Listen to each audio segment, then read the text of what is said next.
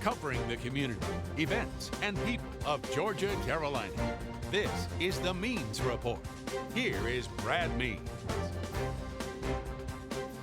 Hello, everybody. Thank you so much for spending part of your Sunday and now Monday with us here on the Means Report. We're grateful for our two-time slots, noon Sunday, 12:30 on Monday. And so to everybody who is taking time to tune in, we appreciate you, and we promise to make it well worth your while. You know, it's so exciting to watch the political process play out as we've just witnessed these two big conventions for the major political parties in America. And now we are seeing some of the key players from those parties come back home and appear on the Means Report. You can look forward to a lot of exciting guests over the next few weeks as the political season really hits the home stretch. And we are excited to lead it off with a person who's no stranger to the set of the Means Report, no stranger to many of you. He's Congressman Rick Allen from Georgia's 12th Congressional District, here to talk about the Republican National Convention, the Democrats who just wrapped up, as well as the efforts in Congress on your behalf, District 12 and surrounding areas. And so, Congressman Allen, welcome back to the Means Report. Welcome back to the district. It's always refreshing and it's energizing. We covered about 5 counties yesterday, and of course spent the entire week in the district. So I'm really refreshed and just to be with the great folks and represent the great folks of the 12th District of Georgia. You know, I think one thing that I found surprising and quite interesting was the number of votes that you have cast in your what seems like brief freshman term.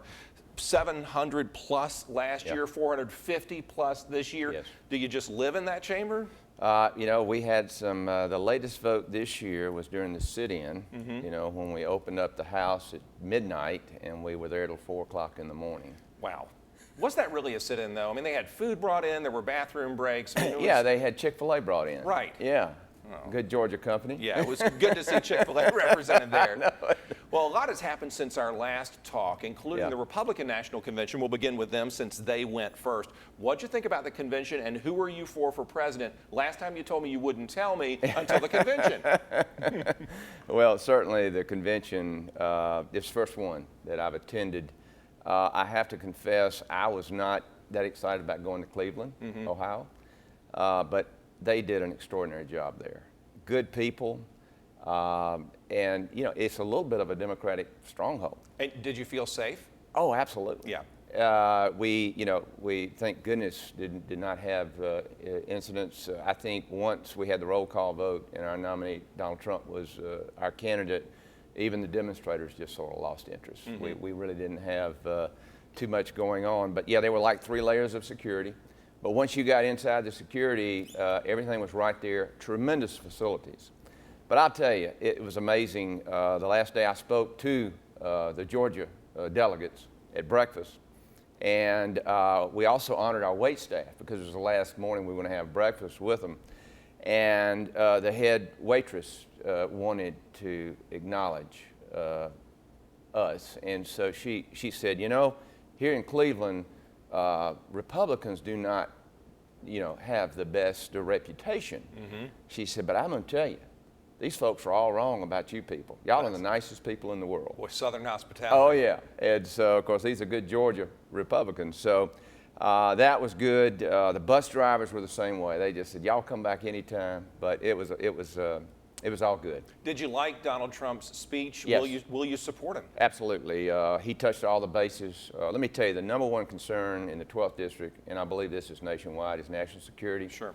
That is the top rank ordered agenda in this district and around the country. And I'll tell you, the reason for the sit-in is that the Democrats have to focus on guns because they have such a terrible national security policy. They're not dealing with this threat. I think the country knows they're not dealing with the threat. Something has to be done. I believe Donald Trump, you know, I'm a business guy. You know, I like to think that, you know, maybe I had something to do with the success of that business, but really it all boils down to the people you have around you. Mm-hmm. And it's the same way in the television business. I mean, you're obviously out here, but you've got a team behind you. No question. That what I try to do is hire people, the best and the brightest, people much smarter than I am. Yeah. and then you just try to get out of their way. Well, Trump's a business guy, and I believe he is going to surround himself with the absolute best people. Our presidential nominee is one of the finest people in this country. You like him? Oh my goodness, he's solid. He's well thought of by both parties in the Congress. He ran against Boehner as Speaker.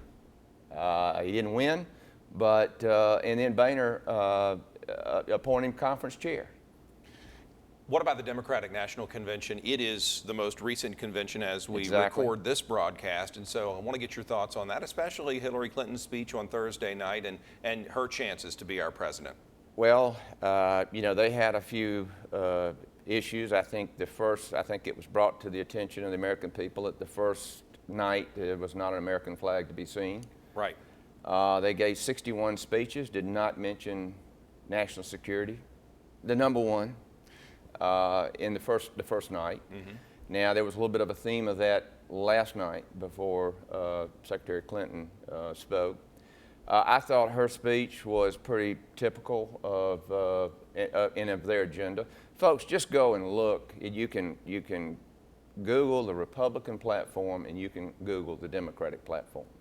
In your heart, are you concerned about the outcome of the election, or do you feel confident about Trump?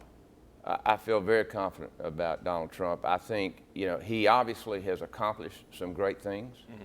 Mm-hmm. People complain about some of his communication skills, but frankly, I think that's a little bit of the appeal that some voters have. Is they're tired of this political correctness. Mm-hmm. Ben Carson highlighted this political correctness at the National Prayer Breakfast right in front of the President of the United States.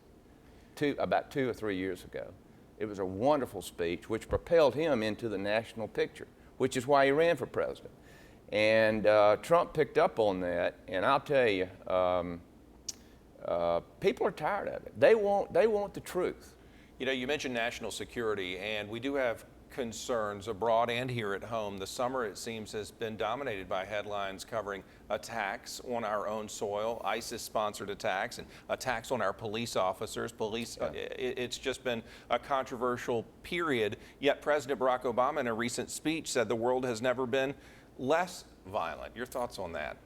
Let me tell you, that's why the House of Representatives, we're the people's house, because just like this week, I have probably met and talked with thousands of residents in the 12th District of Georgia mm-hmm. about their needs, their issues, and so on and so forth. We have open cases with constituents. I think the president lives in a bubble. I don't think he knows what's going on in America. I don't think Hillary Clinton knows what's going on in America. You want 4 more years of what we're going through? Here's what I'm worried about, though. We have the largest Republican majority in the House and Senate that we've had in nearly a century. Do you feel like anything's getting done, or do you just think it's a butting of heads between y'all and the president? And if Hillary wins, it'll be more of that too. Exactly, and that is the fear that I have, because it is very frustrating. You come home and people say, "Why aren't you doing this? Why aren't you doing that?" Well, here's the issue, is we talked about how many times I voted. Mm-hmm. The People's House is working. We impose sanctions on Iran. It goes to the Senate. The problem over in the Senate is this filibuster rule. You got to have 60 senators to get through the filibuster rule, to get a bill on the floor to debate it. And Reid has 41 senators in his pocket over there, and he can stop anything that we send there. One of the big things that both the Senate leadership and the House leadership talked about is going through regular order through the appropriations process.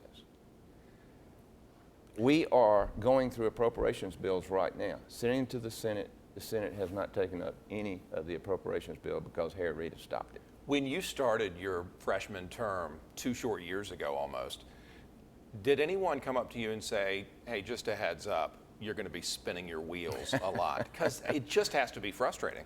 It's frustrating, but you can't give up. Mm-hmm. You've got to keep pounding. You got to keep chipping away. There are no Hail Marys. There's no silver bullet. Mm-hmm. You just keep chipping away, because that's what they've done.